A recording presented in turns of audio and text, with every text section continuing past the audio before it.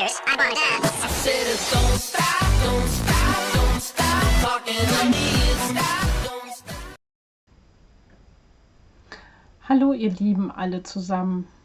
Ich möchte mich heute mal bei euch bedanken, denn mein Kanal ist zwar durch mich ins Leben gerufen worden, aber so richtig was Reales und Lebendiges ist er nur durch euch geworden, die ihr entweder einmalig vorbeischaut, also ich nenne das dann Laufkundschaft, oder auch die mich abonnieren und immer mal wieder reingucken.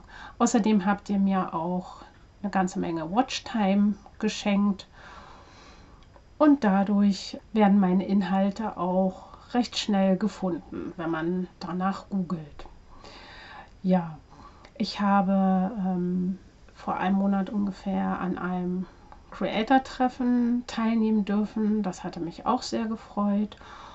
Und vielleicht ist es ja auch mit euch zu verdanken, dass ich in diesem Auswahlpool gelandet bin.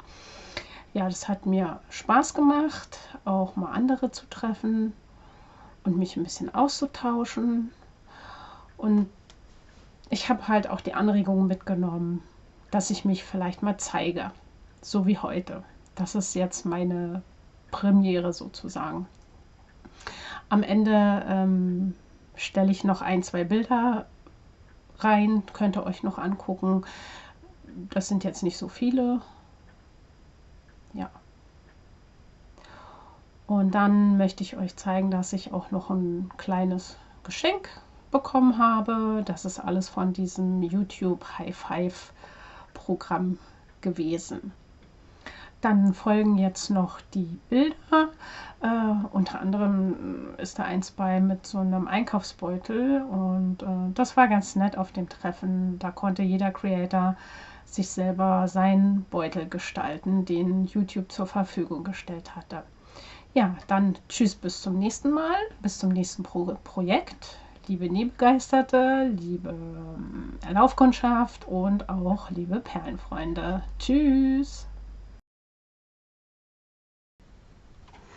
Hier ist jetzt die kleine Box, die ich mir ausgesucht habe.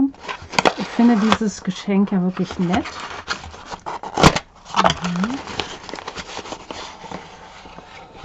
Ein YouTube Play Button. Und das ist so eine kleine Metalldose. Guck an, was da drin ist. Das ist einfach sehr süß gemacht. Eine Tüte mit M&M's. Also, ich weiß nicht, ob man das so sagen darf. So, doch, da ist ein M tatsächlich drauf. Mit lauter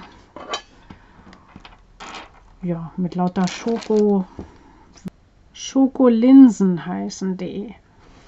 Und außerdem war auch noch eine kleine Dankeskarte dabei.